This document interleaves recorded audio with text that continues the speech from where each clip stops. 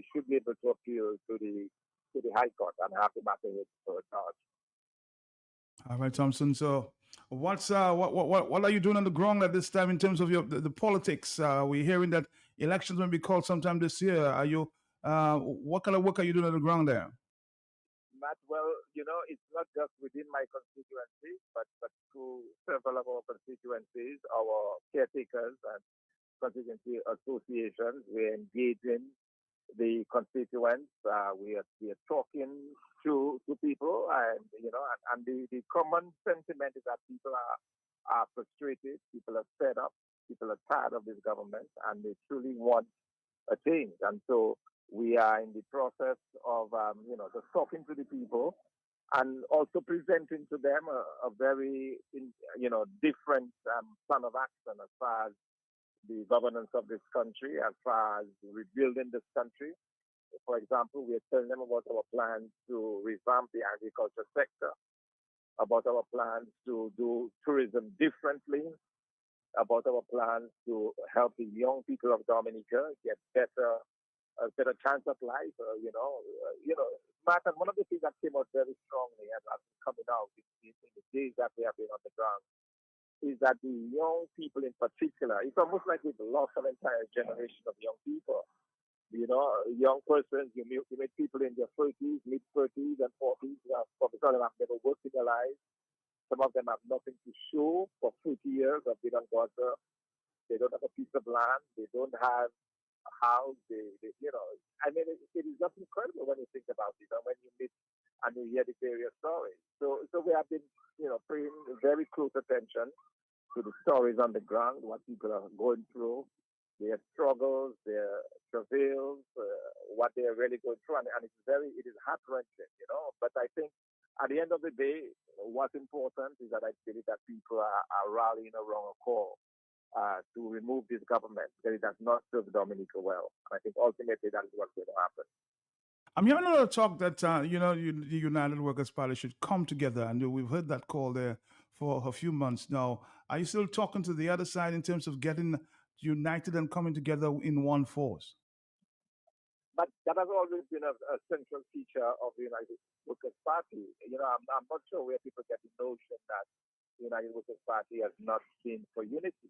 We've always, in all elections in the past, for example, we have always, colluded and worked with the other parties, and I see nothing different this time.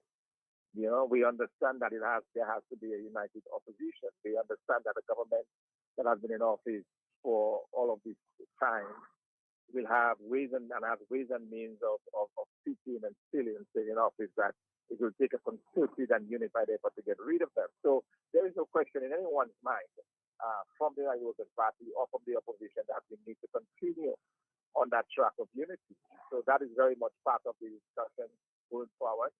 And we'll continue to engage every single person and every single party outside of government to ensure that we put an end to this misery under which the people of Dominica continue to suffer. Are you getting full support of your executive on this one in terms of the unity theme?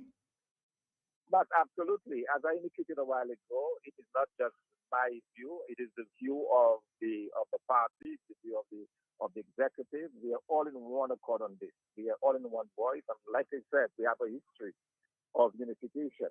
That's why we are now called the United Workers Party Team Dominica.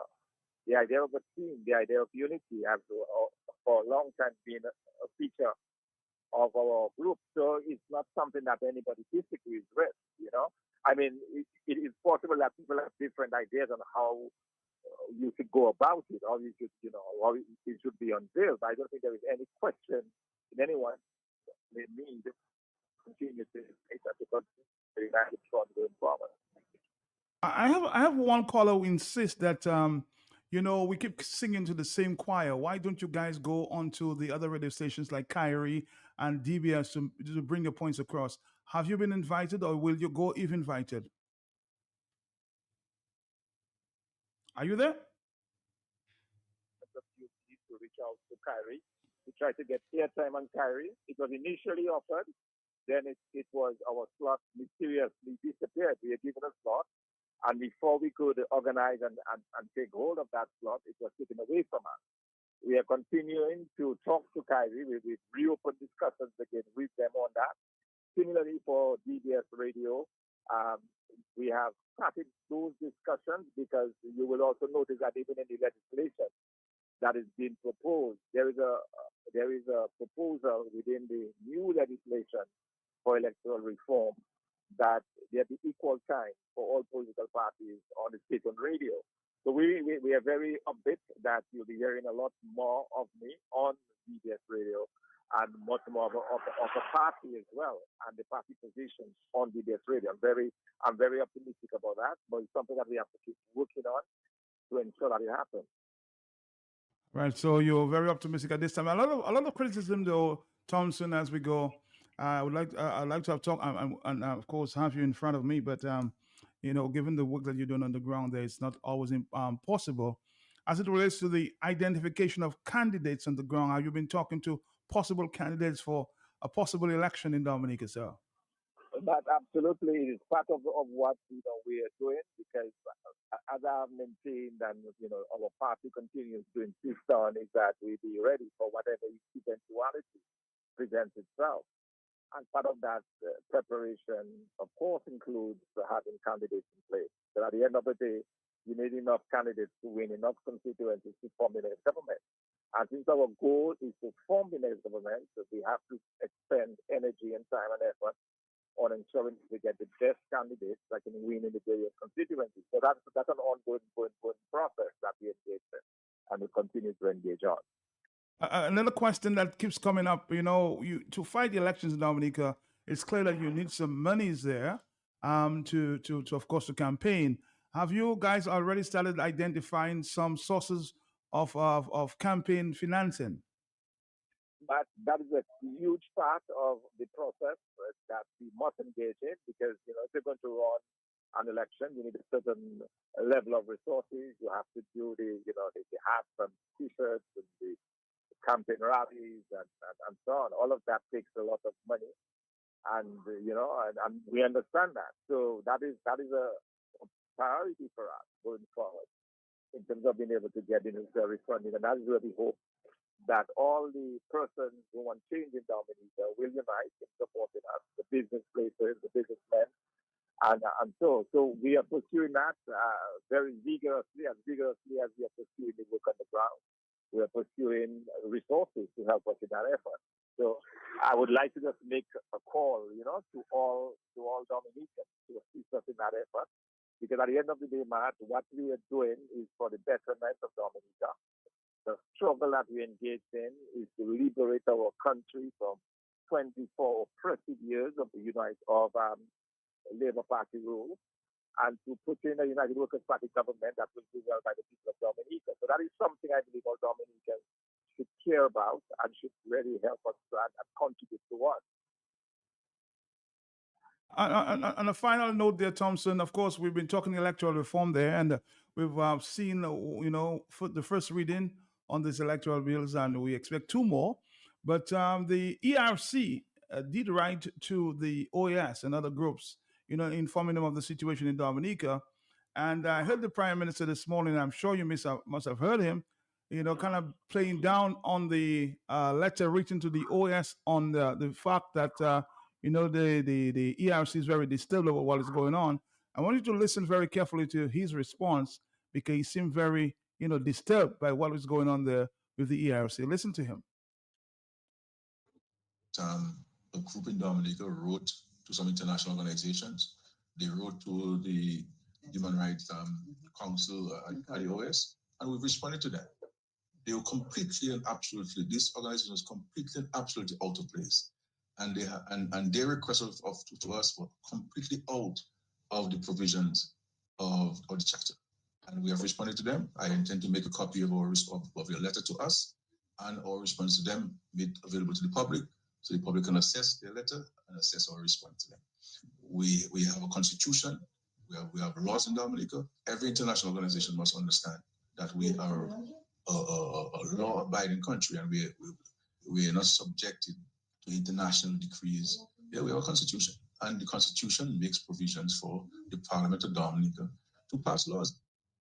I believe that the issues that people raised about the electoral process of Dominica, we are confident that the bills and the contents of the bills will cure those issues. And so we will go to Parliament in the first quarter of 2025 to have those bills passed and to ensure that the Electoral Commission has the resources. So they have the legislation and they have the resources to effect the electoral reform process of Dominica and put an end to this long outstanding debate that has consumed way too much time of the citizens of Dominica and move forward with it. And this is what we're going to be doing. And I don't think anything will stop us in that. Well, you can see, Thompson, that there's some pushback. What's your take on what you just heard from the Prime Minister?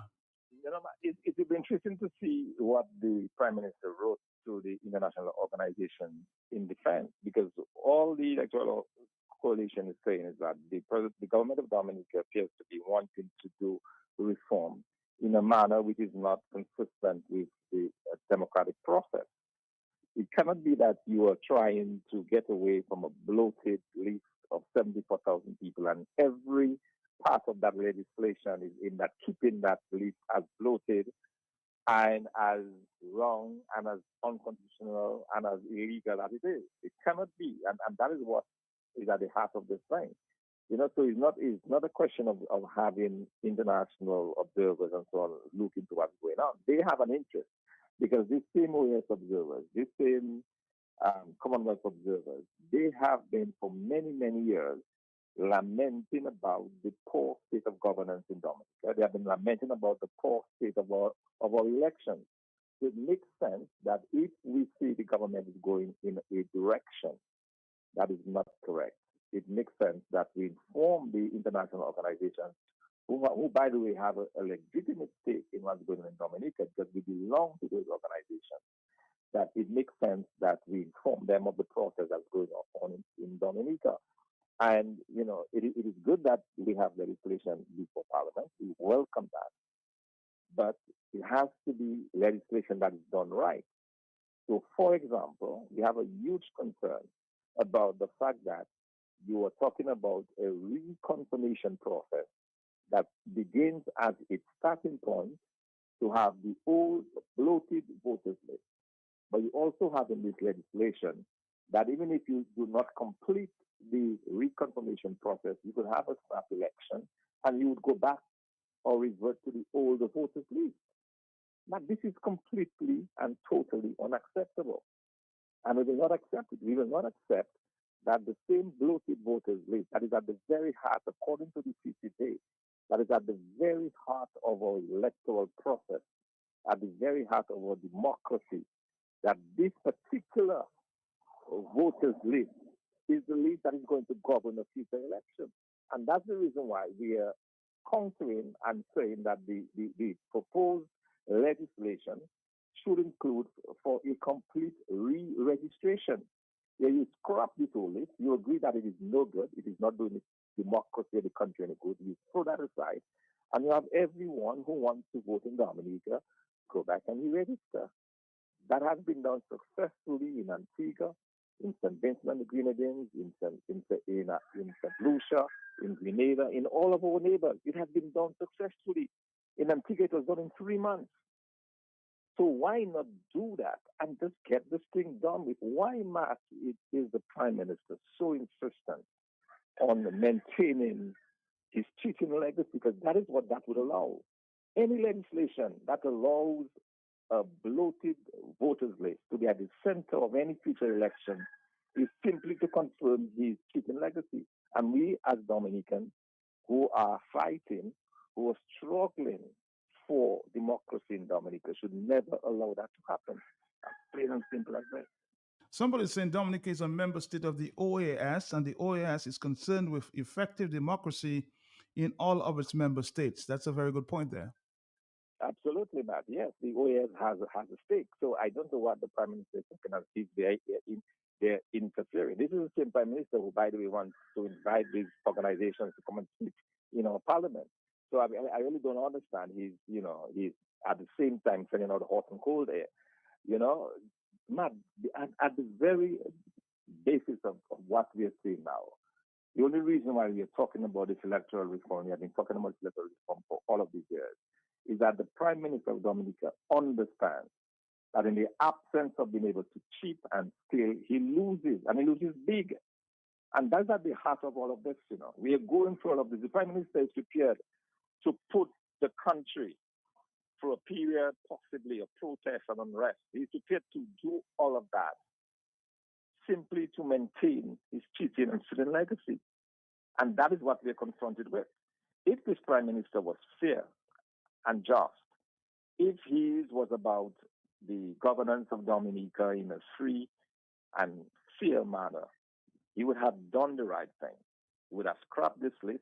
He would have given the reforms that were suggested by Dennis Byron, a reform which cost us close to $1 million, that cost the taxpayers of Dominica. He would have used those reports. He would have used the reports from the countless consultations that he had across the country to simply give fair legislation that we all of Dominica could support.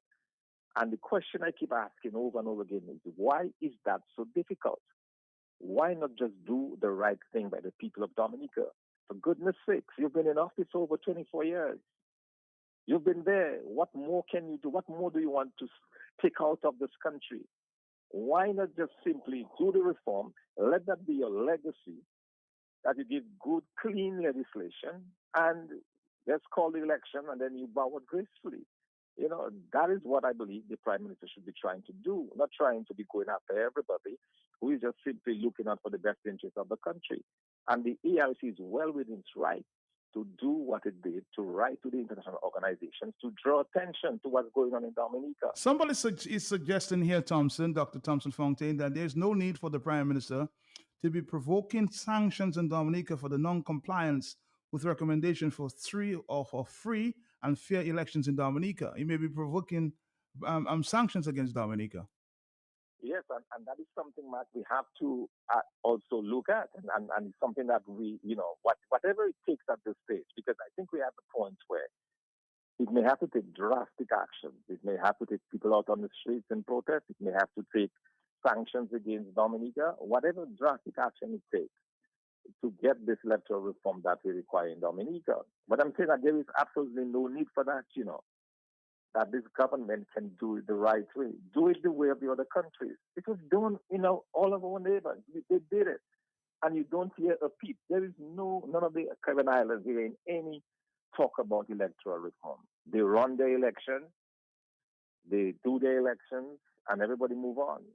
Why can't we do the same in Dominica? What is so different about Dominica that we cannot enjoy the simple benefit of good governance, the simple benefit of a free and fair electoral system that allows the best team to be elected into office? What it is that we can't allow this in Dominica? And so much, you know, it's a fight that we are involved in, and it's one that we will not back down from. And it is very important for us to continue to put the pressure on this government. When he comes in, and we are writing to him, by the way, with our views on this piece of legislation.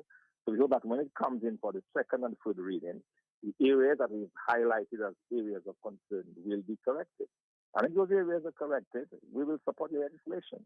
But until then, we'll remain opposed to any legislation, as I've said before, that attempts to allow this government to continue to steal and cheat in election cycles in Dominica. How do you plan to mobilize the people of Dominica to stand with you on the issue of electoral reform? So mobilization becomes very important, and that's the reason why in our discussions on the ground, that becomes a key part of it, because we tell people we can be doing all of this work. We can get all of the money that we need for our campaign.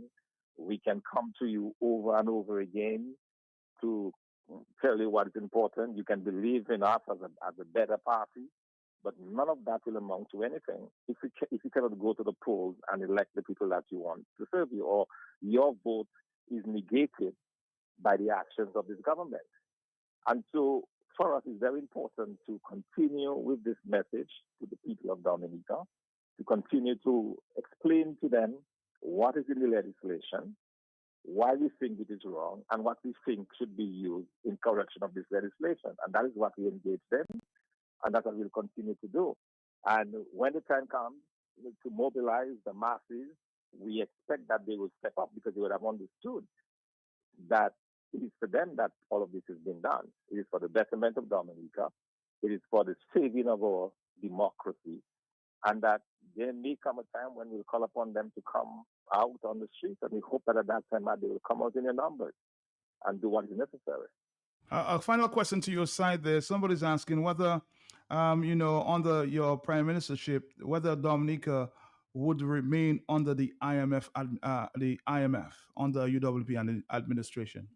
But Dominica joined the IMF just a few months. This was one of the first international organizations that it joined, just a few months after the independence in 1978 under Patrick John as prime minister. And we have maintained that relationship with the IMF. There are only 3 or 4 countries in the world that are not members of the IMF. What is important is not so much our membership, but how we use our membership. And that is something that I fully understand, and I know the benefits that can be derived from an organization such as the IMF, as a matter of being able to position yourself as a country to take advantage of those benefits. And I don't think the IMF is an organization that we should pull out from. But do you think that Dominica is currently taking advantage of the benefits of under the IMF as you just described? Right. No, that's exactly what I'm saying. I don't think that they are. And I believe that, again, it boils down to an understanding of what is available to you, what you can use, what leverage you can exact, and how you're able to get those benefits. And it has not been done satisfactorily under this government. So every time people think of the IMF, they think of austerity measures. It does not have to be always austerity. There are other benefits that you could get from being a member of this prestigious international organization. All right, Dr. Thompson Fontaine, thank you again. I'm hoping we'll be talking to him sometime soon. Yes, okay. Matt, definitely. I am here firmly on the ground, so we'll certainly be getting chances to meet and interact. And I appreciate the opportunity this afternoon. Thank you again.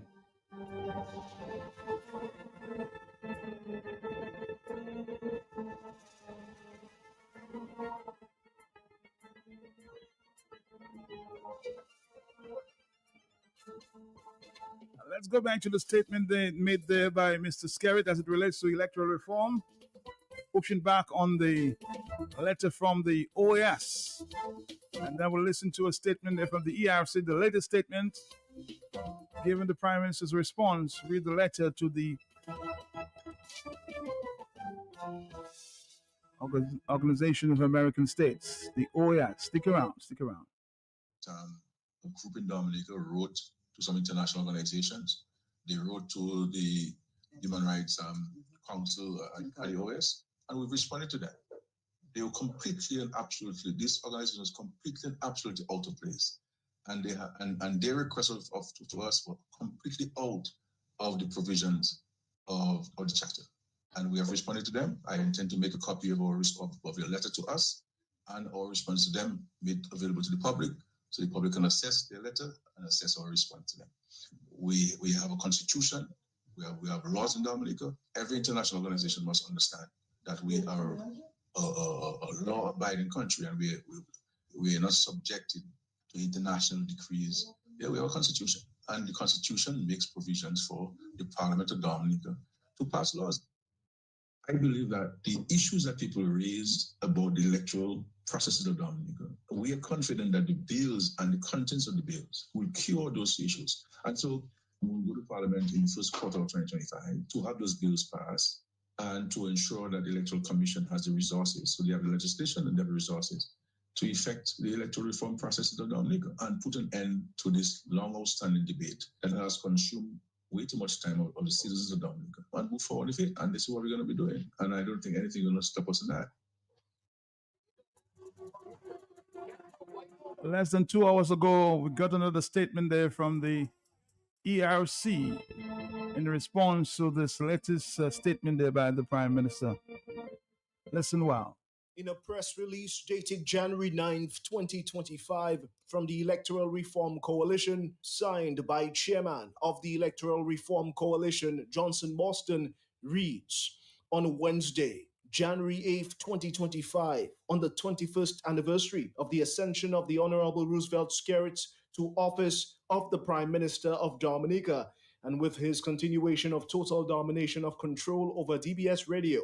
Minister Roosevelt Skerrit took objection to a group in Dominica writing to the Organization of American States, OAS, about the concerns of the electoral process in Dominica. Since the Prime Minister did not have the courage to name the said group, the Electoral Reform Coalition ERC will not respond to the specific comments of the Prime Minister until such time there is clarification that the ERC is the group in question. On December 16th, 2024, Honorable Roosevelt Skerrit, political leader of the Dominica Labour Party, parliamentary representative of the Vacas constituency, and Prime Minister of the Commonwealth of Dominica, who has a 19 to 2 parliamentary majority in the Dominica House of Assembly, presented 3 electoral reform bills to Parliament for the first reading.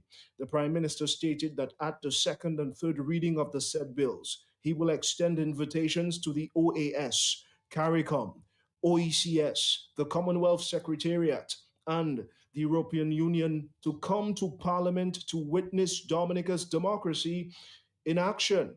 The Prime Minister proceeded to blatantly lie to the nation that the bills presented to Parliament took into consideration all of the recommendations from the opposition, civil society, and the Electoral Commission, and that the bills, when approved, will be the envy of other Caribbean countries. Prime Minister Roosevelt Skerrit failed to inform the nation that he had deleted from the bills all the recommendations related to campaign financing made by Sir Dennis Byron, who he had paid $750,000 to review the said bills, and he has completely ignored other recommendations made by the ERC and other civil society organizations. Numerous requests from the ERC to meet or dialogue with the Prime Minister were ignored and did not attract a basic acknowledgement of receipt of correspondence.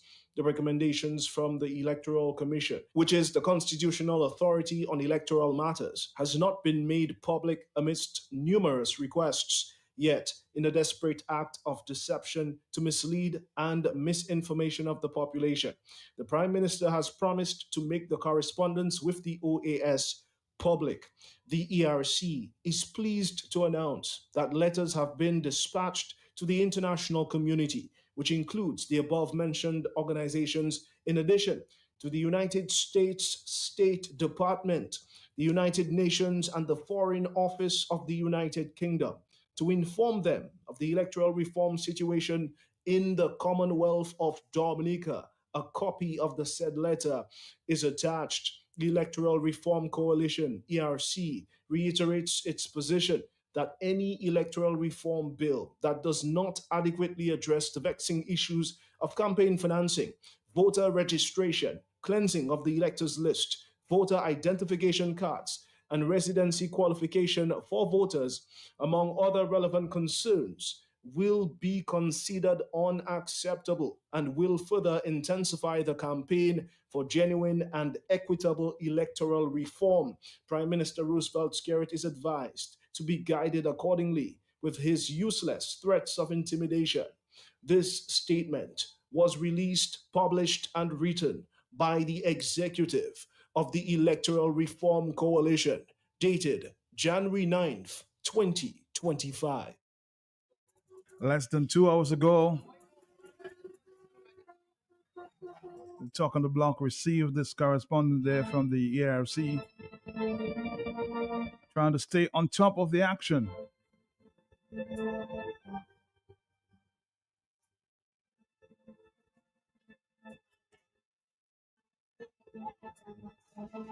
Matt, this is why I do not support OECS and CARICOM.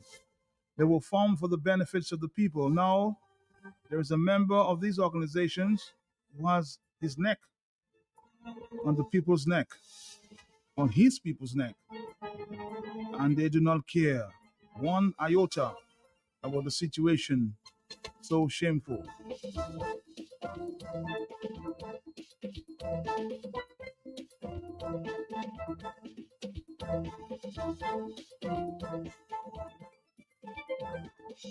Somebody is making reference to a statement made by Mr. Charles Sanford in Parliament as it relates to electoral reform. I'll try to find that one somewhere.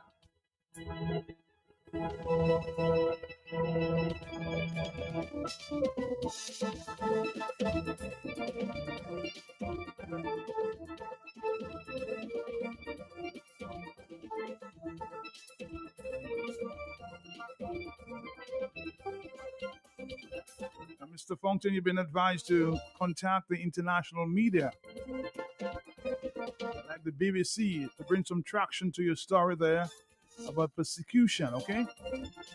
So take the advice. There are a lot of international groups that may be interested in that story of the political persecution taking place in Dominica.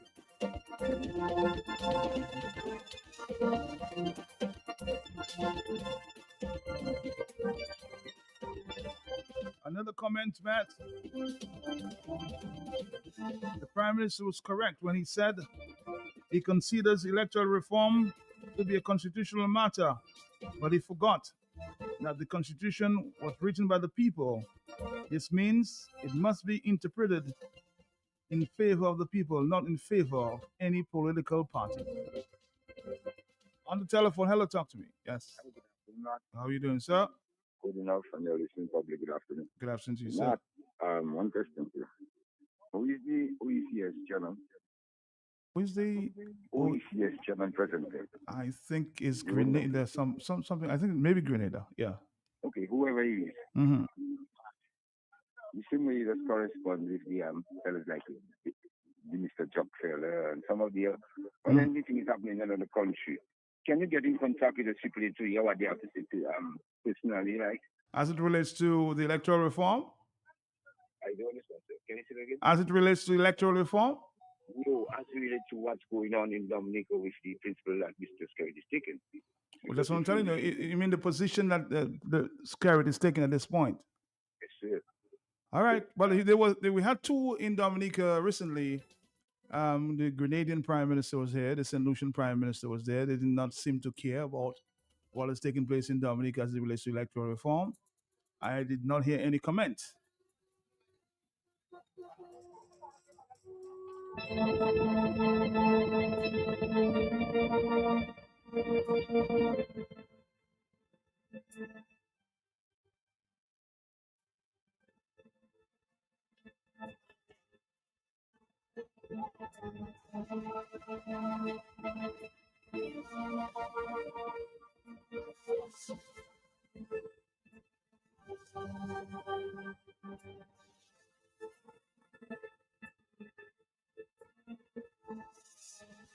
Yeah, as it relates to the question you asked, I think it's Mr.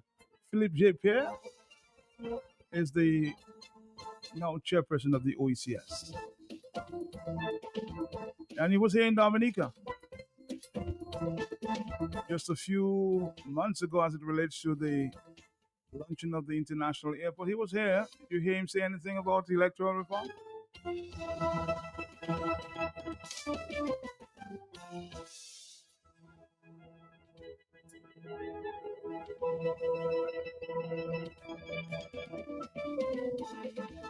Somebody saying, man, tell Mr. Roosevelt Skerritt, set my Dominica free, set Dominica free.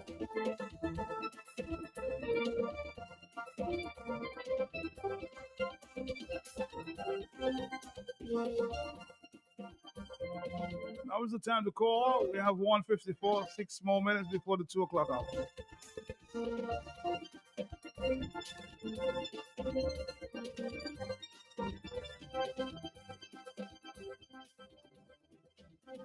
Matt, good afternoon to you and good afternoon to all of your listeners. Matt, I listen keenly to the Prime Minister. And you know what I'm going to reveal to our country and to our people, Matt? I am going to reveal, if they do not know, the reason why Mr. Roosevelt Skerritt invited these organizations to Parliament is because he had already received some sort of letter warning him from some great entity that have concern about our electoral reform. Matt, This is why he asked them to come, inviting them. He trying to fool us, but they already warned him. Stop the cabbage he's doing. Mr. Skerrit, I'm going to ask you again this afternoon. Will Dominicans lose their lives at the expense of you stay in power?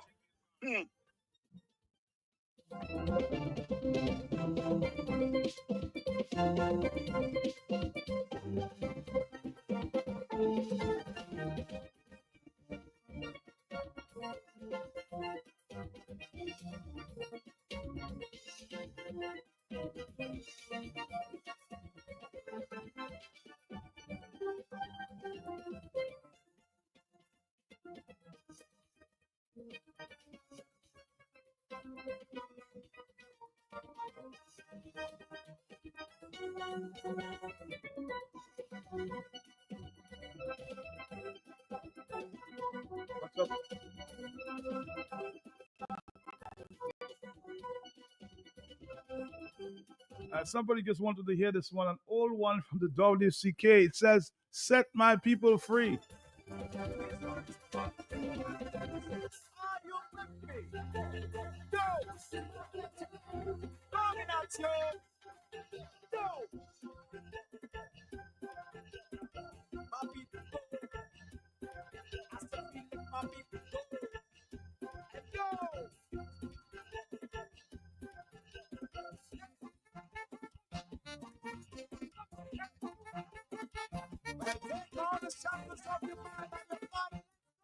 Great program. Thanks for having it. Mark, Dominica has a management problem. You see that same hospital with all the technology? Is this one? I don't think this if one you you want. have a much better. No, I think I'll go back to the other one there. 449-309-596 and 97. I'm trying to download this new voice clip from Mr. Z. I'm not getting it. We'll try to fix it up later, okay? He's talking about the new colonizers, a corrupt collective.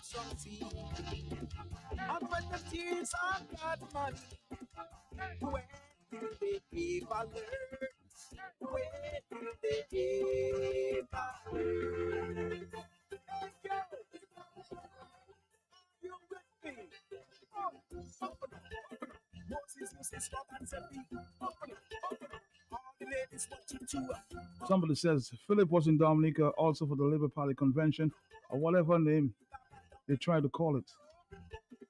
But when they're boasting that Labour leaders are the best for the Caribbean, I have no trust in that boys' club.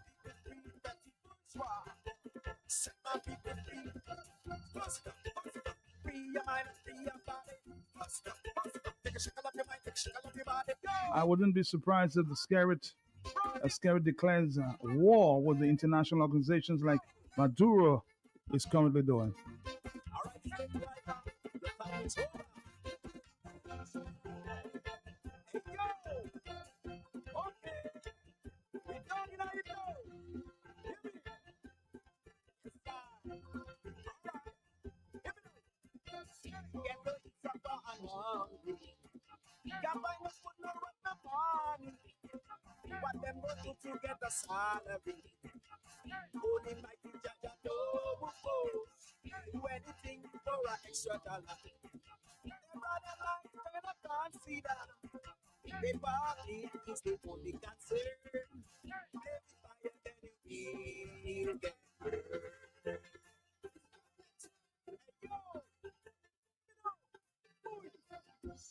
Let's take our final caller before the 1 o'clock or the 2 o'clock hour. Hello, yes, talk to me. Yes, Hey, good afternoon, Mr. Peltier. How you doing? How you doing, IFO there from Scotland in the south? Indeed, the most beautiful village in Dominica, undoubtedly, Matt. But Matt, I too would like to voice my opinion in terms of the question my fellow patriot Tony Caesar just asked a while ago. Mm-hmm. Will Dominicans lose their lives at the expense of you wanting to stay in office? Kerry, you've been prime minister for decades. Not more than 1 decade is decades, right? Yes. Yes, more than one is decades, right? So decades, you've been in office yes. for decades.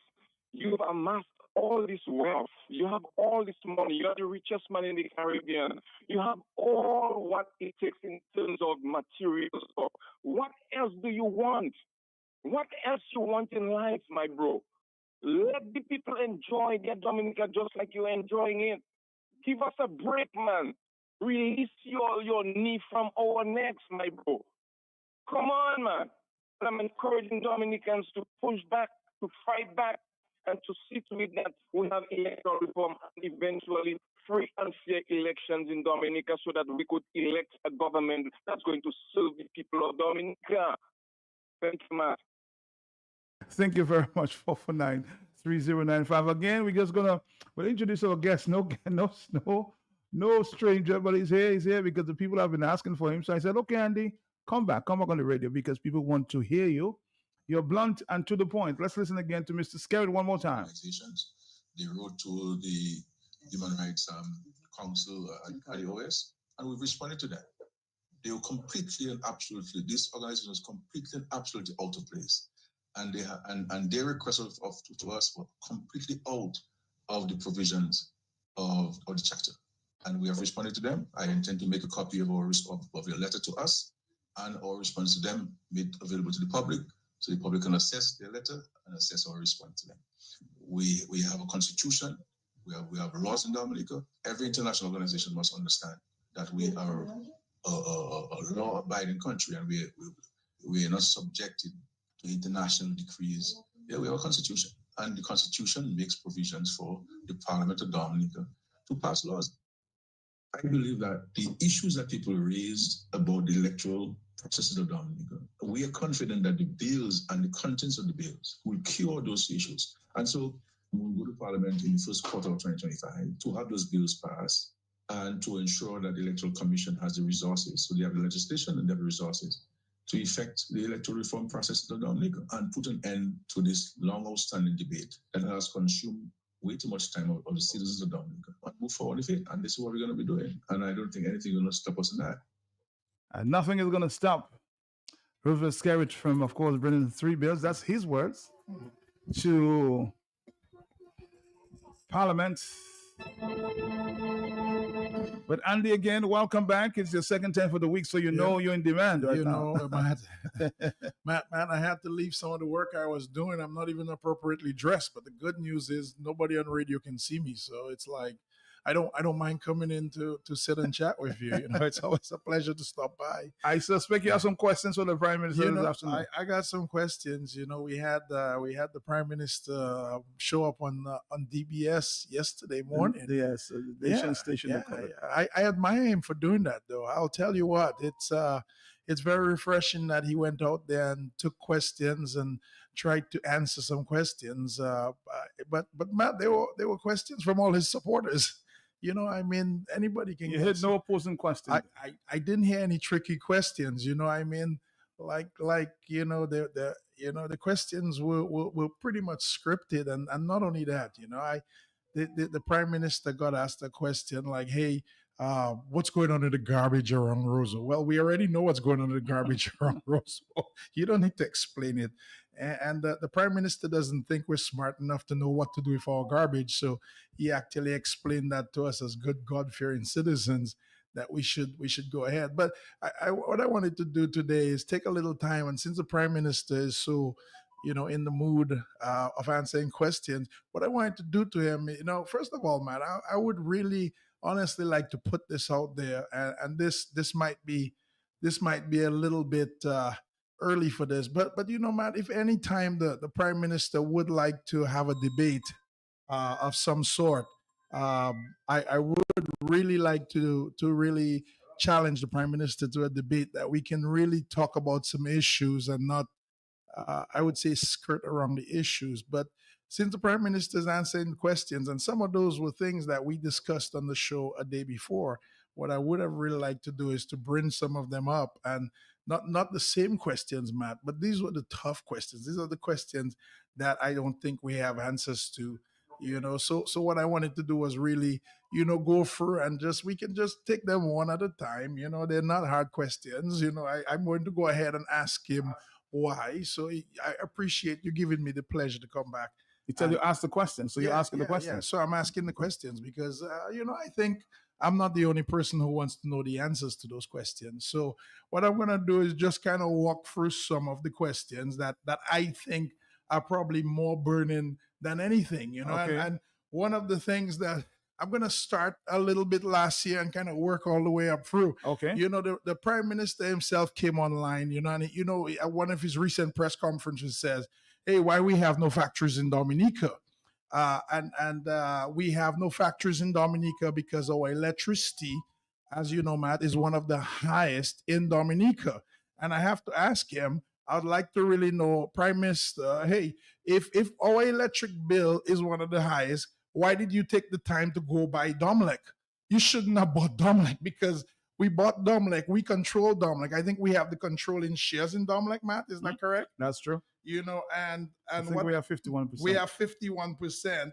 And what I'd like to do is ask him, really, if we are the controlling interest in Domlec, well, why is we have no factories? Because obviously we bought the company, but here it is that we still have no factories, and we bought something that's going to give us no factories for a very long time. So maybe he could answer that question for me, and I think that's one of those burning questions. The next thing is that, okay, well, we started the geothermal project. Why we have no light from the geothermal yet? I mean, it's been what, 20 years? 2014, I think. 2014, and we're in 2025, and we don't expect to get light from it this year either. They said it may become a reality sometime this year. I'm just saying. Well, I'm willing to put some money on that. If anybody wants, they can come up and challenge me if we're ever gonna get light from this thing this year. I'm willing to put some cash on that. You have numbers? I don't have a number, but if whatever that person can afford, because my numbers for some reason always get skewed, because I speak in US dollars. So whoever has a challenge, and the PM also went on DBS radio and talked about, guess what? What about the garbage? And I'm like, well, we know why we have no money for garbage. If we have no money for garbage, how did we afford to spend $200,000 on a car to transport your kids? I would have put the garbage I would have let my kids walk home, because when I went to school, Matt, I don't know if you know that. You walked? I walked home. I walked to Santa Roma every day. I mean, and don't get me wrong, I don't want the Prime Minister's kids to walk to Mont Daniel because, because between the circumstances have changed. Circumstances have changed, but I mean, I think the 2016 vehicle that you had was pretty good. I have a 2007 vehicle and it works just fine. And I transport my friends and they have no complaints. So here it is, So I want those questions answered first. So he should have probably put a little bit of light on that. So since he's taking questions, I'm going to openly invite the guy to a debate. So Mr. Scarrett, if you're listening, I'm available to debate. You want to debate the Prime Minister? I would love to debate the Prime Minister, because some of these are issues that I think I can fix with my eyes closed. And I don't know how we can't get it fixed. So, I mean, those are simple choices. So I'm going through them. If you think there's a question here that you don't think I have the capability of fixing, then maybe you should let me know. What do you think? Oh, all right. But I'm open to a debate. Open to debate. I'm open to any time. We have not seen any political debates in recent I don't times. think it has to be political, because here's the thing. I think the Prime Minister said on his last thing that you just played, right, he's going to go ahead with electoral reform and nobody can stop him. I think he forgot that he works for the people. I think the Prime Minister honestly think he works for himself. That guy I've lost it totally. I mean, because he works for us. So if you're not doing what we're doing and you're doing what you want to do, obviously you should pay your own salary. I don't think the people of Dominica should be supporting you anymore, because you obviously have things under control, right? I mean, the Prime Minister is an employee of you should not be fighting the people for what they want. But you should not be fighting the people, especially if the people employ you and pay your wages and pay your salary and make the people are the one who put you in place. So unless he's forgotten that it's the people that has put him there, obviously that statement, I mean, I'll play that over and over again for him and say, sir, did you forget who you work for? Because we are the boss of the government. So if the government is not listening to us, a lot of people don't understand that. Huh? Well, I'm reiterating that to the people right now. So anybody who's tuned in, remember you are in charge of the government. The government's supposed to do what you would like them to do or what the majority of people would like them to do. Right now, Matt, what he is doing is not in the majority. And why would he go forward with that? It's an unpopular thing. I mean, really? I mean, not only that, Matt, I look at this thing simply thinking, electoral reform. We want electoral. We've been talking about it. He said he's going to give it to us. Well, give us what we want. Give us the people something fair and something genuine. And if you win that way, fine. But here we have are you telling me that Mr. Scarrett is so afraid to win the election? He needs money to win elections? Is that what wins elections, man? I thought it was people. You have to be the people's favorite. It's not how much money you spend, sir. It's how much good you can do for the people, how much faith the people have in you. That's what wins election, is not pocketbooks, man. So he has to understand that the people are going to vote, and we need to vote fairly and honestly. We need a system for that.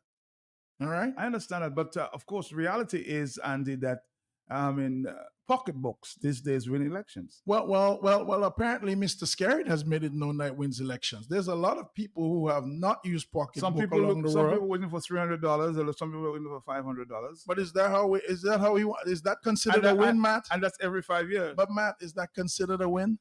I mean, if Mr. Scarrett is God-fearing like he says he is, and a God-fearing man who takes his garbage and buries it in his backyard and really doesn't litter or pollute the environment, I would think he would want to win an election fairly. I mean, I do not think he would honestly want to sit back and watch something, be done in a way that is not proper and godly. So therefore, I'm calling on him on all his God-fearing habits to kind of come forward and show us, right? But anyway, that's a different story for a different day. Let's take another phone call. Are you there, caller? Our first caller there with Andy Jolly, outspoken Andy Jolly. Are you there? Hi, good afternoon. Afternoon to you, yes. Good afternoon, Mr. Petrie. Happy New Year to you. Happy New Year to Mr. Jordan. Happy New Year to your listeners. Thank you. And I'm hoping I can get a similar opportunity, Matt, as Mr. Jordan, anytime in the program. That is Blackmore. Yes, I recognize your voice, Mr. Blackmore, yes. Yes. I was just trying to understand, in terms of electoral reform that you just referenced, can you just tell me as to what are the specific issues on the end of the proposed bills? Namely, one, the loss of election bills. Secondly, the registration of electors bill and the Electoral Commission's elections bill. What are the specific issues that you have concern about, and what are you proposing should be inserted in the proposed clause or section under the proposed laws that I've just referenced? What are the areas specifically? All right, let me allow Mr. Andy to answer. Well, I really think, you've asked quite a few questions, and I'd like to really sit down and talk to you if you'd like. So I'm available. Would you take a debate with Mr. Blackmore? Well, yeah, anytime. I mean, I'll take a debate. I'm take a debate, but this is not something that we should debate, Matt, because here's the thing. This is something that I think several other countries have done. We didn't even need to pay somebody to do it for us. We could have just copied it out of several of the other islands. We would like, as I said, free and fair elections. And if you want to know what free and fair elections look like, I mean, I could just Google it and send it to you. But, the electoral list definitely needs to be cleaned up and addressed. I would like to be on there myself, Matt. I'm not a registered voter. I own $7 million worth of property in Dominica. I live in Dominica 6 to 8 months a year. I don't think I've had anybody ask me to register to vote. I live here. I'm here with, I shop here. I spend money here.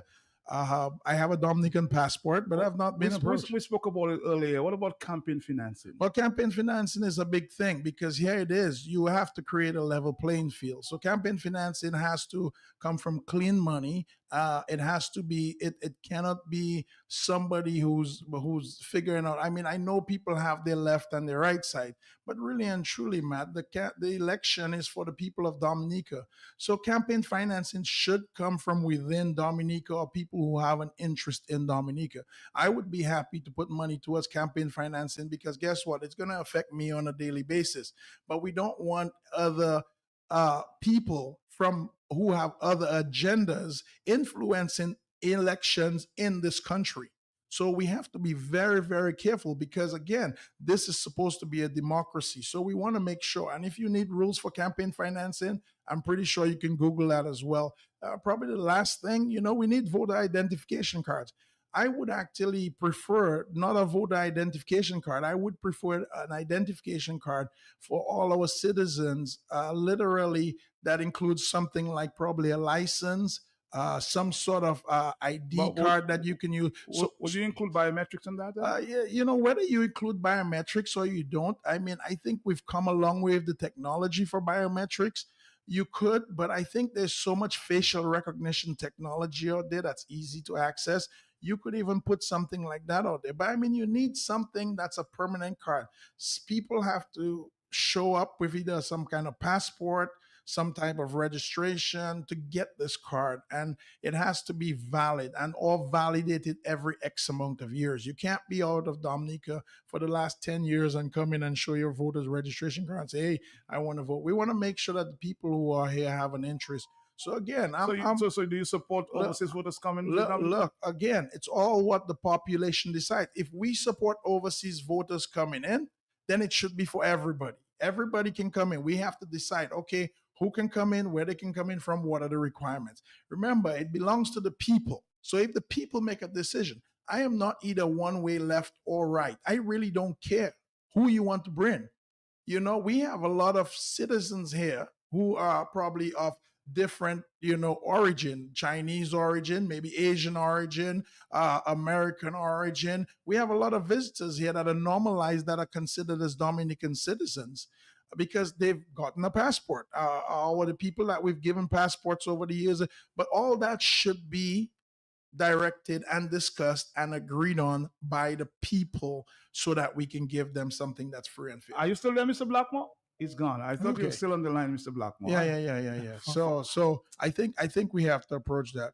But Matt, I got a few more questions that I'm going to put out there. Go ahead. I really would like to get through these because I want them answered, and I think I want them answered by people. So you mentioned, in his thing, we mentioned that here we have one of the best hospitals. In the discussion that he said the hospitals he want. What he should have told us is how many times that maybe if he's been admitted to the hospital, any of his kids have been admitted to the hospital, and how was the stay. Anytime you talk about something like that, you really want to talk about your personal interaction with it, not just the fact that you walk through the hospital and saw that the beds were clean and the nurses are doing their job. How do you know? How many of your family members have been admitted there? How many of your friends stayed in the hospital? And he himself mentioned that he doesn't need health care for his family because guess what? He can take them overseas. So I know that he doesn't use the hospital up there. The people that use the hospital are the people that stay here. Now, again, don't get me wrong. I might be in the same bracket as well. I'm okay with that, but don't tell the people we have something good if you yourself don't use it. You understand? One of the big things is I want to two of the big things is we just talked about electoral reform. I'd like to see the fact that anybody who represents Dominica gets a good mental evaluation to make sure that that person is fit and to able to run. That's one of the things in the US. You'd go that far? Well, I would go that far because every year our leaders are supposed to have a fitness test or some type of mental fitness test to make sure they can run. They do it in the US quite often. Several of the other countries in the world do that. So maybe we should include that in there. Not only that, Matt, I even want to go as far to put on electoral reform. If you represent a community, you should live in that community. You should spend time in that community. You should be able to walk outside and see 2 or 3 of your neighbors. So I really, really, really want to see that happen. But, not to really put that aside and say, hey, one thing over the other. But I have some other questions. And he mentioned on there things are really good in Dominica. They're rosy. So if things are really good in Dominica, here's what the question I want to ask. You know, why the government has trouble making sure that they pay their services for like the TV or the internet. Matt, several times I've heard from police officers that the internet is down, and I'm not the only person. You can ask Mr. Blackmore was just on the radio listening. I know he's still listening. Why is the internet always down at the police station?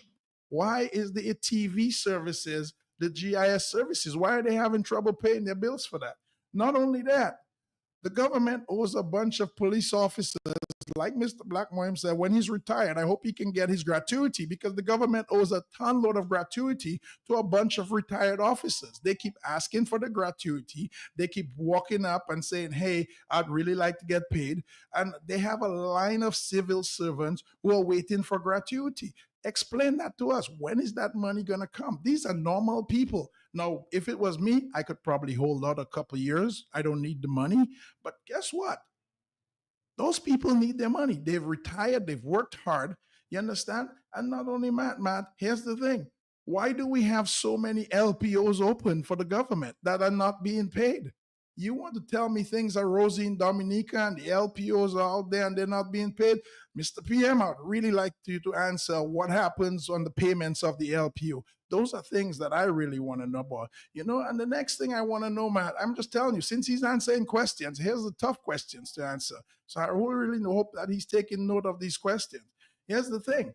Why does a civil servant, Matt, have to work with the government for 30 years, retire, and then they still have loans to pay off? Do you think these people are getting fairly paid? The civil servants of Dominica need more money. They're working for years and they literally finish their tenure, right? And then they go back and they still have their loan to repay. What's going on? I mean, look, here's the thing. I don't know how the prime minister thinks of those things or does not see those things, but I would really like to bring to his attention. 222, and somebody's giving an indication there that I may have cut off Mr. Blackmore. No, I asked him to stay on the line. And you remember after Andy's conversation, I said, Mr. Blackmore, are you still there? He was not there. So I did not turn off my phone on Mr. Blackmore. So, okay. So, Mr. Blackmore, if you want to call back, feel free to do so. I won't turn down the phone on you. Okay. So I just wanted to clarify that because somebody was basically suggesting that I treated the minister badly. I did not turn it up because you heard me trying to get it back. I don't think so. I answered the question that he was asking, and I think he was done with his question. And I asked him again whether you're on the line, and he wasn't on the line. I mean, Mr. Blackmore's a good guy. You know, I mean, he can call in anytime. I mean, we've invited him to this radio show several times, right? I think you have. I've heard you invite him. I have my boss, Mr. Sheridan Greber, has invited him to the Global He's welcome to stop by anytime he wants, but Matt, the next thing I have a big question for the PM. Here it is that I'm in the private sector. I mean, and I speak for the private sector. I talk about Fresh Market. I talk about it. I talk about all the businesses, ESA Trading, and Jolly, all the businesses that's in the private sector. Why is it, Matt, that when I don't pay my employees on time or even fairly, my employees can go report me to the Labor Commission, right? They can walk up to the Labor Commission and says, here it is that Mr. Jolly didn't pay well or this company didn't pay well. But here it is that the government owes so many private citizens so much money. How is that possible? Why does the government get a pass on owing people money, but when I have to pay them for work that they've done, I have to pay them right away? And not only that, I have to pay them on time. So again, look, here's a good question. Why is there an unfair barrier between the private sector and the public sector? The government doesn't have to pay on time, or they don't even have to pay, or maybe they can even negotiate down like they did with the port workers from 32 million to 38 million to 4 million. I can't negotiate that down. On the telephone, hello, talk to me. We don't have too much time. Yes, hello, yes. Matt, I'm listening on the handset, so I may have missed something, but did Mr. Jolly mention that in all of that, the civil servants not getting any increase in salary? Roosevelt Skerritt and his cabinet has gotten significant increases. That's all I wanted to say, Matt. Enough said. Thank you. Well, I don't have to mention that, but I have to tell you, hey, You know what? We're asking the questions here. I mean, Mr. Scary did say that this year, based on inflation that happened in 2019 and 2020, that he's going to begin to engage the groups about giving people more money. I mean, I don't know why you're 4 years late, but here's the thing. You know what I want to ask Mr. Scary? You live in Mont Daniel. Okay, we know how much the house costs to rent. How much does the babysitters cost? How much does the gardener for Mont Daniel cost? How many maids do you have in Mont Daniel and how much do they cost? You know, you want to talk about money, Mr. Scarrett? This is where we start talking. Why are you using up more of the country's resources on you and your family than you're using up on people who are poor and who need money? Why are you doing this? I mean, look, we want to ask questions, right? I'm just asking the question. If he has an answer to that, I'll be listening to DBS tomorrow morning to find out. But here's the thing, Matt. We talked about campaign reform. Why does the prime minister have to use DBS for cover up? Why does he go on DBS? He could have come over here. We would have given him 2, 3, 4 hours to go ahead and talk about these things. Why are they using DBS for cover up? That almost sounds like Asa's song. Somebody's asking you on that point. So why, Andy, didn't you call and pose the question to the Prime Minister on DBS? I'm sure Labour supporters would like to hear a different view of a viewpoint on the radio. Well, I'm going to answer that plainly. I would have happily called. I'm going to tell that person I would have been calling if we were given the numbers. Nobody gave us a time. Nobody even said the prime minister was going to be on. We knew nothing about it. Nobody else did.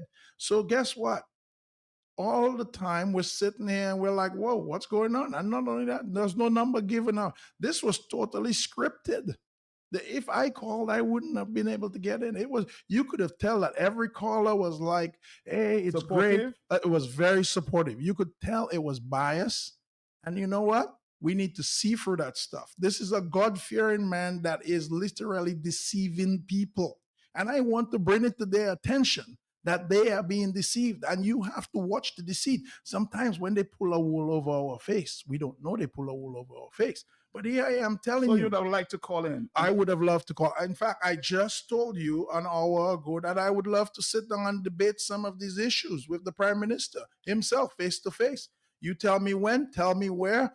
I'm telling you, we'll make it unscripted. We'll get the questions out and we'll answer the questions because these are questions that need to be answered. I don't want the fancy details. I want to know how we're going to solve some of these problems we have. And you know, Matt, we have problems that none of the other countries have. You know why? Because the other countries were smarter than we did. Their prime ministers have taken the necessary action to help the people. You're talking about Grenada. You're talking about St. Lucia. You're talking about St. Kitts. We talked about St. Kitts. We talked about some of the other islands in the OACS or the OAS countries that these people have stepped up and taken necessary action. But here it is that we have a gentleman that thinks he owns this country and he doesn't work for us and he can do whatever he wants with this country without even asking the public. Why is that fair? On the telephone, good afternoon to you, 228, yes? Good afternoon, Mark. Good afternoon, Mr. Jolly. Good afternoon to you. He said, Garrett said on DBS that it looked like they would have to start charging people for collection of garbage. If he was on a program where people could question him, they would ask him, what about the money that UWP started a program for environmental review? So what happened to that money? Millions of dollars has been collected every year. What happened to that money? Why you want people to be paid money to pick up garbage? You put your garbage in your backyard, you dig it as deep as you want to, that's your problem. On another note, you took 20% or 30% for yourself. You get in your mates for free, your this for free, your that for free, all your gardeners, everything is for free. Then the person that negotiating money for the civil servants will be negotiating 20%, 10%, and saying, oh, well, we're getting this and we're getting that. But Scary getting the same things. And he's taking 20% and 30% for himself and his wife. And you're going to negotiate 20 and 10% for the civil servants. I mean, they should do better than that. The person that negotiating Come on, no, we need something. And so the hospital, good. Nice things happening in the hospital. Man was taken from the port at Sufria. They said looked like he was drowning. They took him to the hospital. He was responding good. It looked like because of neglect, the people backs were turned on him, and the young man died on the hospital bed yesterday or the day before yesterday. Bye bye.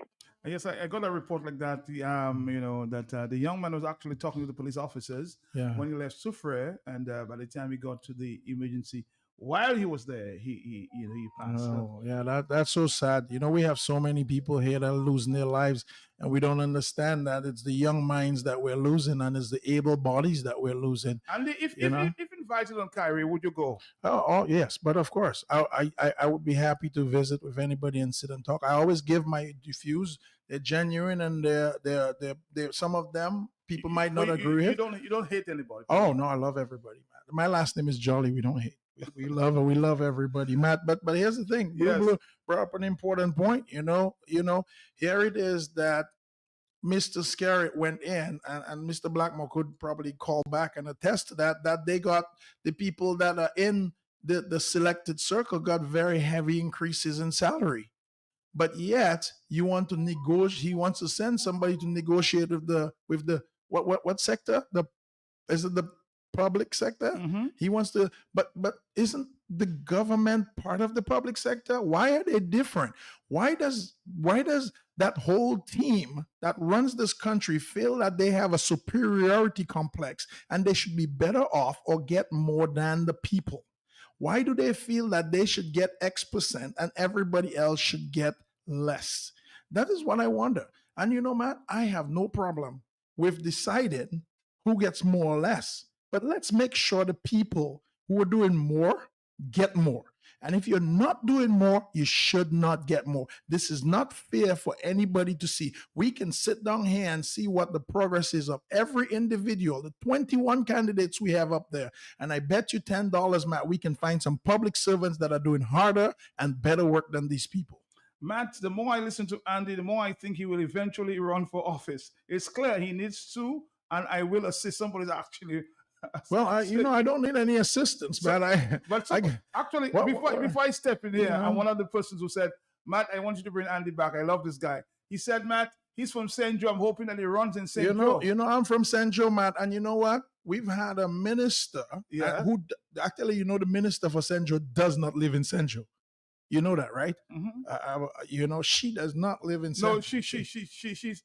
No, we have a different minister. Right? Where we have a different. Okay, but that means they run away so they quickly. don't move. They don't live in San Joe. First of all, not only that, Matt. San Joe, my community, Jolly's father, Jolly, Mr. Jolly, Young Jolly, Mams, all of them. San Joe people, Layu. That's our people.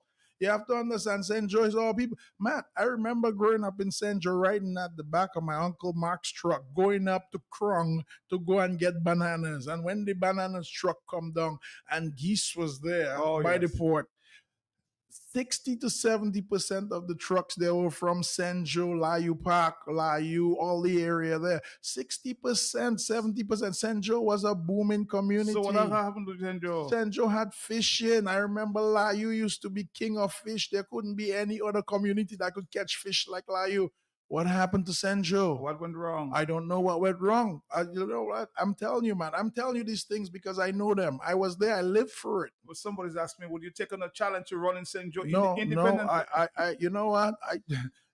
Here's the thing, Matt. We have a lot of problems in Dominica. All right. And I'm going to tell you, we need to start putting Dominica first. And Matt, you said something that really upset me in my car, and I'm going to tell you that. Okay. You said, a little earlier that, look, they're thinking about elections very soon, or somebody wants to set elections very soon. And I'm thinking, when did this election talk start? Why? And don't get me wrong, man. I understand that the Labour Party, every time you talk to Mr. Scarrett, that something is done for the community. You know what?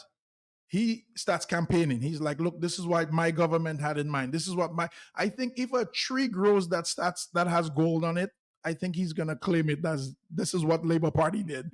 You understand? And we need to stop this campaigning nonsense and understand, and really and truly. You think we should have a fixed date like America? A fixed date for We, election? we need a fixed date. First of all, you cannot just run and call election. You have to give people time to prepare. You need to give people time to serve their community. Somebody's working on most of these big projects that we're working on, they're not 2-year projects, Matt.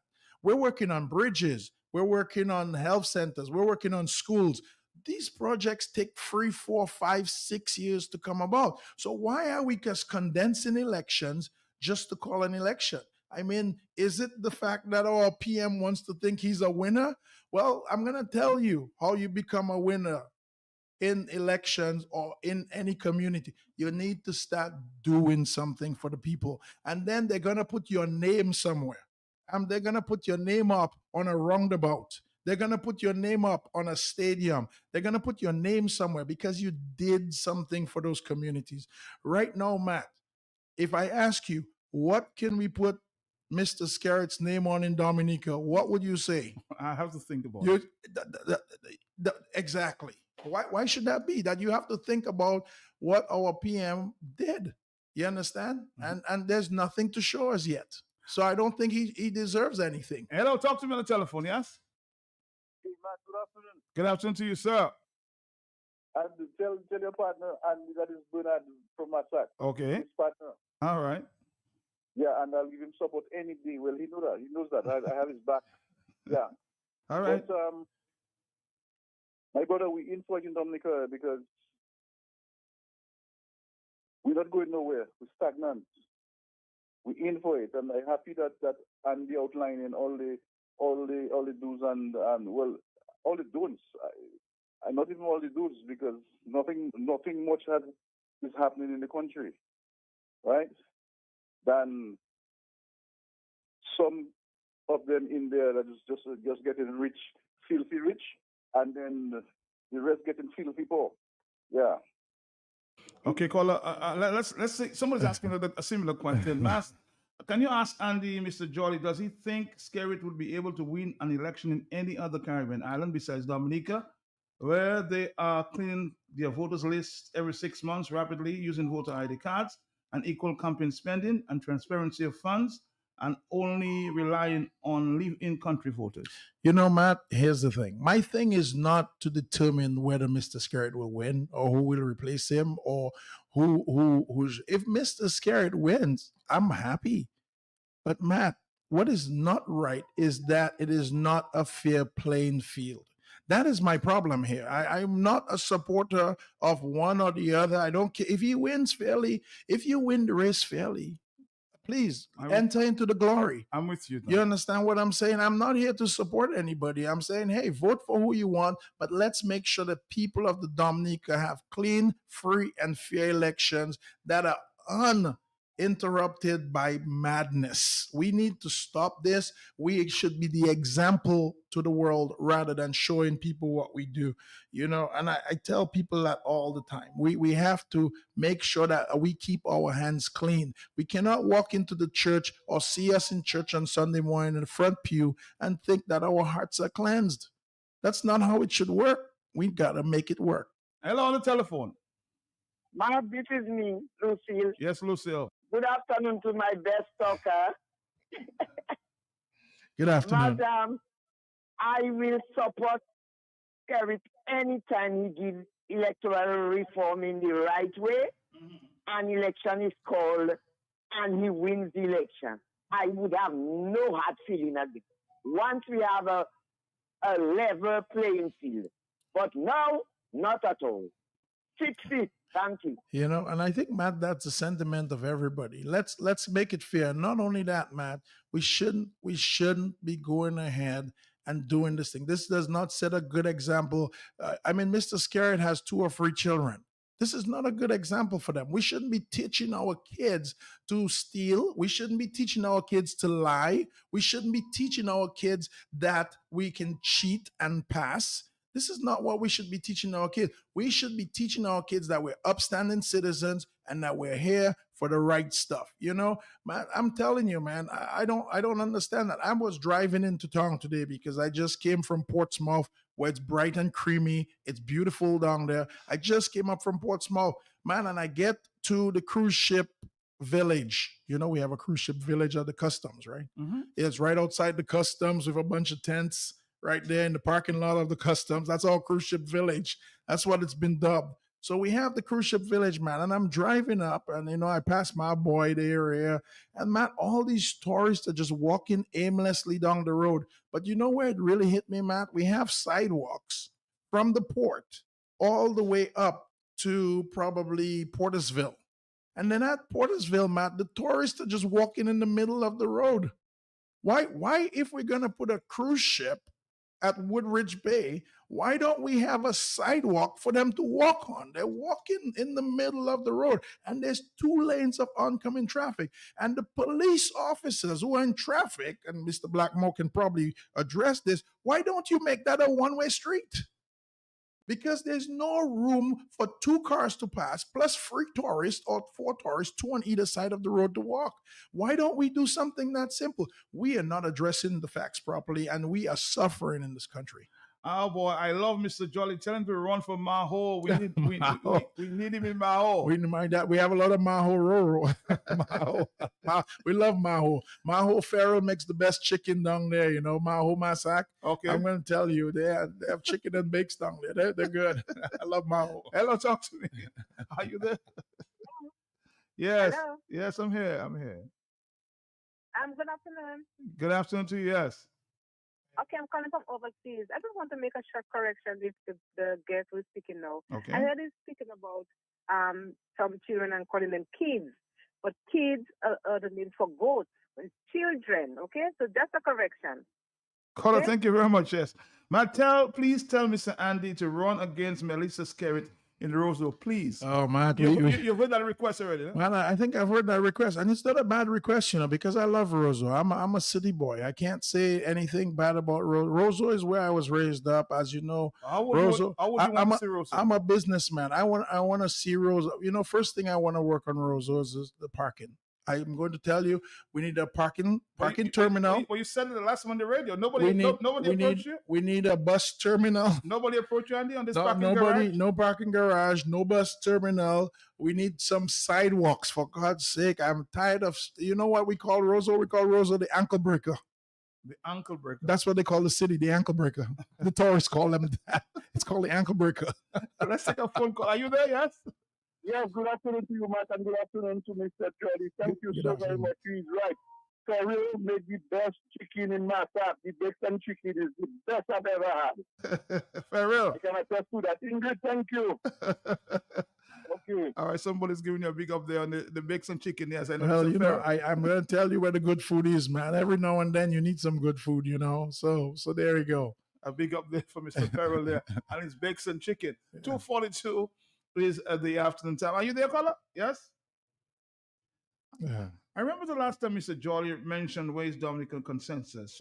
As we speak, Philippe Pierre is in a consensus in St. Lucia on term limits for the Prime Minister. Were you saying we need term limits? We do need term limits. I don't think anybody who serves as a Prime Minister should serve more than 2 terms. That's just, it's been shown before that anything more than 2 terms leads to failure for the country. So I think we can just Google that and we can find the answers to that. I mean, these questions are not difficult, guys. I'm not giving you guys my opinion. If you look on Google, you will see good examples. If you look on YouTube, you'll see good examples of this. Matt, I was coming into the airport a couple of days ago, and here I am coming in. I was coming in from St. Kitts, Matt, and I get to the airport. Right. And here I am. I did my the card, the EMC card, the immigration card. Mm-hmm. Right. So I did the immigration card, and I get to the front of the line to show the immigration card. And you know what they tell me? The guy says, well, we don't have anything to read it. I have to use my personal cell phone. So there's the guy, customs officers, pulling out their own personal cell phone to read your data. And I'm thinking, we need to fix this. Why isn't this automatic? What's going on with our IT people? Customs and immigration are using their own personal cell phones. And half the time they don't have internet. They don't have internet over there for you to use. So, I'm just going to tell you, man, let's start fixing things, because these little things can be fixed. We have to start with the little things. Let's not come after people let's just sit down and try to make this work. We do not need an election. We do not need any of that stuff right now. What we need to do is, as I said, the 21 people that we sent up the road here on what street is that? Is that past Independence Street, where the financial center and Kennedy Avenue? is it Kennedy Avenue, financial center, and the Hillsborough Street? Then? Yeah, well, between Hillsborough Street and Kennedy Avenue. You're Yeah, right. right. Yes, because you have the ministry and those 21 people we sent up. 21 people we sent out. Let's put them to work and let's let them get to their jobs. Finally, you know why? You know why they want to call election? Because none of those people are doing their jobs. I am telling you that no. If they were doing their jobs, they would not need to call elections. Hello, talk to me on the telephone. 004493095. Blessings to you all. Matt, what is happening in Dominica is the death of Dominica is no accident, no coincidence. It's just deliberate. That's a text message there from Blessings. Good afternoon to you, Blessings, on the telephone. How to talk to me, yes? Madam, a lot of things we need in Dominica before election. A census. All other countries have census. Before election. And in 2011 or 2010 or 2009, they said they took a census. Up to now, we have the results of that. So we don't know how many people that are living, how many people that are dead, how many people that are of voting age, how many people that are foreigners, how much from Martinique, how much from Haiti, how much from Santo Domingo, how much. We don't know nothing about that. So we should really try to get a census taken before election. In the valley, there are unfinished project of housing the government started, and they can't finish. They understand still grass taking them over. They have another housing project they started Kensville East. It has a standstill project closed. Money may be finished. Something wrong somewhere, and you're telling people things so nice in the country. I mean, get off your high heels, boss. All right, and I heard Mr. Skerritt yesterday. The economy is doing pretty well. Well, if the economy is doing well, all those questions I asked earlier, Matt, I'm telling you, even, you know what I want? I want my light bill to go down. My light bill is off. I mean, it's hot. I use air conditioner a little bit. You know what? Matt, let's do this. I put what, $10,000 US on the airport. I'd like to put $10,000 US on the geothermal. Are we getting it this year? Yes or no? I am saying no. Anybody who thinks yes, bring $10,000. Let's put it in the escrow account. 10 grand. This is where I'm telling you. This is where I want my money to speak. I am willing to bet that we are not getting these things. And anybody else who thinks that they can dispute me, put your money where your mouth is. Well, I've been talking to Mr. Blackmore online. He's actually asking for time. So Mr. Blackmore will arrange that, okay? Because you've been invited sometime. I will, of course, call you and we'll arrange for that. Talk to me on the telephone. Good afternoon, Mr. Blackpelty. How are you doing, Mr. Blackpelty? How you doing? How you doing? But I give him thanks for it. Season with him. So, but Mr. Blackpelty, you have a guy speaking on the radio there, really and truly. You see me? I do not have money. I don't know nothing. But you see that guy, tell him. Fireman was born and raised in River Nickel, Roseau Central. I would love to be back with him. Because he's looking like when Jollies was there, things was, everybody could go by Jollies and shop. But since Jollies disappeared, the price get very high. So that's why he boasting so much. He have plenty money. But he doesn't have. He doesn't have business. He doesn't have business in Dominica. He doesn't have business in Dominica. I don't have Jollies. I think you should get your information straight, sir. I'm telling you real quick. I'm approaching billionaire status, and none of it came from Dominica. So let's be very clear about my money. My money is good money. I'm going to tell you the kind of money I have, your prime minister does not have. And it's my money. Like, I can literally go for my income tax statement and verify that I worked and I earned it. So, my friend, he's not Jolly's money, okay? Are you there? Or you left? Yeah. Thank you very much. On the telephone, yes? That's a man that can stand behind his word. Hello, talk to me, yes? Yeah. How you doing, man? All right, my brother. How you doing? How you doing? Hello? Go ahead, caller, yes. Yeah. Matt, you have press releases, Matt, from the ERC. You have a statement today. You have all the list of all the imperfections in the bill, bro. And I mean, Jolly just come as a guest, bro. You have Blackmore having you in say the kingdom, man. So what are you talking about? Of course, we spoke about the ERC in what do you call it now? We spoke about it for about an hour. So we're moving on, Mr. Zed Lloyd, okay? And Mr. Blackmore wants to know a little more about the ERC. What he has to do is to go to ERC and you'll see the recommendations made there some time ago. So I don't know where you're going with this one. 2:49 is the afternoon time. Let's move on. 2:49 is the afternoon time. This is Q905. Stick around. Stick around. Yep.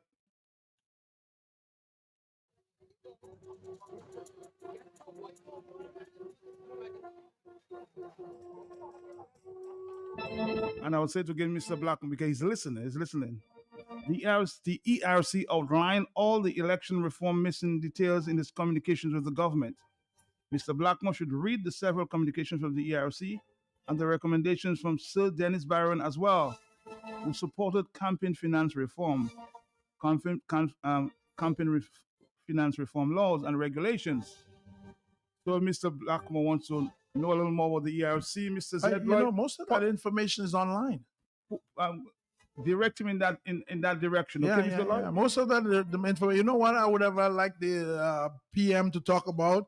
I'd have liked to ask the PM, why are we still paying VAT and income tax in this country? We are the only goddamn Caribbean country still paying VAT and income tax. Mr. PM, if you're listening right now, why don't you fix Dominicans' pockets? We should not be double taxed and overtaxed. If you want to do something good for your citizens, fix this now. On the telephone, good afternoon to you. Yes, talk to me on the telephone, yes? Hello. Hello, good afternoon. Good afternoon to you, yes. I want Mr. Blackmore to know. Labour changed their slogan. Their slogan is rubbish. The slogan is rubbish. I didn't know that. I think the slogan is what? What is it? No, but every couple of years they change the slogan. I think Labor, Labor is safer with Labor. I think is it safer with Labor? That's the last one. Here's the thing, man. I want I am sitting here, man, as a business person first. First thing I want to tell people, I am more interested in the pocketbooks of Dominicans. I am interested in putting more money in the pocketbooks. Not even putting more money, man. I am more interested in the government stopping taking money from the Dominican people illegally, because literally what they are doing is making the people poor every day. They're increasing light. They're increasing water. They just increased the driver's license fee, I think. I don't know if that came on. They're increasing this. They increased customs duty on several items. You understand what I'm saying? And Matt, we have the highest duty on cars. I mean, our cost on cars is ridiculous. Not only that, the government's not 120%. Who pays 120? You know what? I went to school at St. Mary's Academy. I'm a proud SMA boy. Matt, there was nothing called 120% in school. 100% is supposed to be the top of the line. And we developed this thing called 110, 120. How did we get to it? How did we get 120%? You could only get 100% on a test. You could get 70, 80, 90, or 100. Why are we paying 120% on car? How is this physically possible? And not only that, the Prime Minister comes online the other day, and I want to say this quick, and says, well, giving out the subsidies to people, that is not sustainable, and you cannot give out subsidies. The country cannot progress without subsidies. Mr. PM, the country cannot progress if people don't have spending power in their pockets. So stop taking all their money. Stop taking all the little bit of salary that you're giving them, and then you're giving them like a pittance and saying, oh, I'm going to negotiate to make sure you can get a salary increase. Why don't you help us? Why are you so ignorant to the facts? On the telephone, are you there, caller? Yes? Yes, you're back. Some of us are strangers to the truth and we don't want to allow the interaction between Johnny and myself, but that's okay. So I'm back. I've been told that Mr. John has been asking me to call back and ask some questions. Of course. Ask the question. We have 8 minutes. Go ahead. And I'm saying to you, Mr. Thursday, your supporters, your listeners, even if they have different views, that of the government, they're Dominicans too, and they have a right to know the truth. Isn't that so? I'm listening to you. And that is what I want to present. Now, Mr. Johnny made reference to voter identification card, which of course is fair.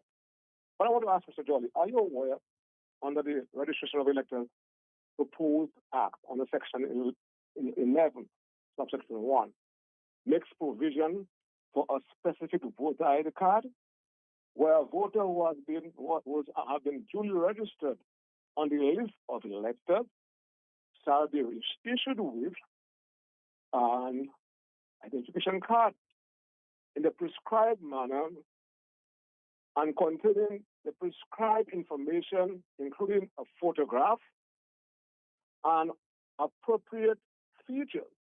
You would know, Mr. Jolly, biometrics. Okay, you have facial recognition is a form of biometrics.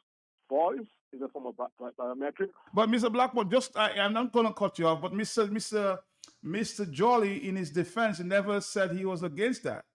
No, I'm saying, that's what I'm saying, all fairness to him, but I'm saying to him that it's in the proposed bill. It is in the proposed bill, that's what I'm saying. And I'm saying that to you, Matt, it's also in the proposed bill. Well, no, I'm saying Mr. Jolly never said he was against. I'm not against that. I'm fine with that's in there. So I mean, it is in the proposed bill. Tell us a little bit more about the campaign financing that's in there as well, to Mr. Blackmore, since you read that section. And cleaning up of the list. Fair enough, campaign financing, Mr. Jolly. What is the formula that you're proposing? There are different dynamics and perspectives to campaign financing. What is the formula? Are you proposing that the public purse should sustain election campaigns? Are you also proposing that there should be a limit on the amount of money a particular campaign should raise? Are you proposing that members within the constituencies should provide funding? Tell us. I'm saying you cannot legislate everything, Mr. Jordan. But what is being proposed, or what are being proposed in all the three proposed measures, a significant improvement to what previously obtained.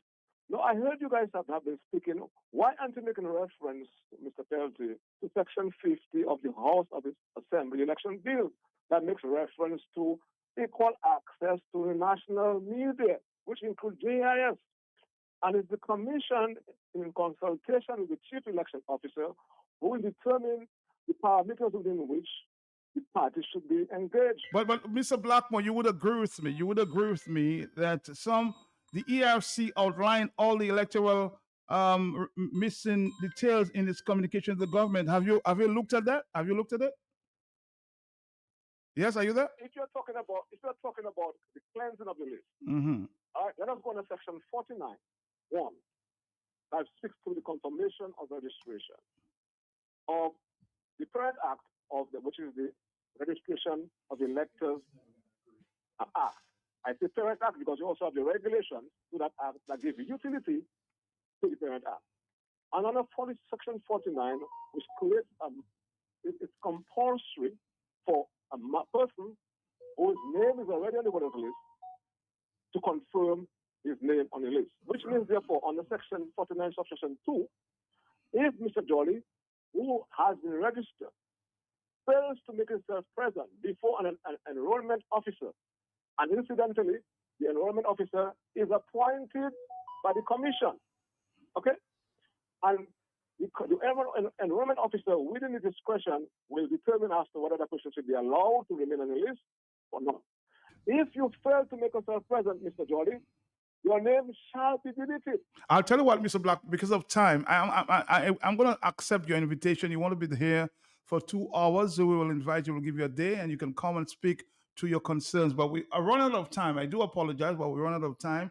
And no, I think some of the statements that he said were very fair, and let's do an interview. I'm fine. I'm fair. All these things. Would you want to be present? Listen, I just want things to be fair for Dominica, and I sure Mr. Blackmore would like the same thing as well. So I want him to come here and really express to people what's fair. And if it is fair, Matt, I don't think anybody should be contending it, right? I don't think we should have people who are against it.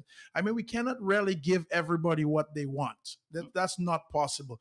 But we have to do the best that we can. So in Mr. Blackmore's defense, all those elections that we've had for the past, 10 years, those things should have been on there already. So I think we're a little bit late behind the clock. I think those things should have been done already, but I look forward to seeing it, man. And I look forward to having a successful plan together to get electoral reform. It's not my only issue. Let me just ask a final question. Are you still there, Mr. Blackmore? Yeah, I'm still there. All right. So why is the Dominican Labour Party seem to be afraid to include campaign financing reform? A simple question. I'm still there, Matt. I'm still there. But I'm just asking a question. Why are you guys afraid to include campaign finance reform? You are the one, Mr. Matt, who is running away from the truth. No, but I'm asking you a question, direct question.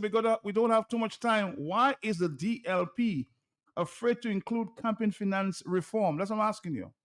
No, I'm saying to you that you cannot let us do everything. All right. Okay. Thank you, Mr. Blackmore. Thank you again. We have to run. Right. Always a pleasure, man. I know we got to run. We got to do the flow hour, So, I mean, we got to run. But anyway, it was always a pleasure, Matt, sitting here with you for a little while. You'll be back soon. The people love you. I come around every now and then. So, a pleasure. Good afternoon, everybody. All right, folks. This is it for us. All right. They say, set my people free, Mr. Blackwell. Have a great afternoon. I'll give you a call. We'll arrange, okay? I'll give you a call. Are you with me? Go!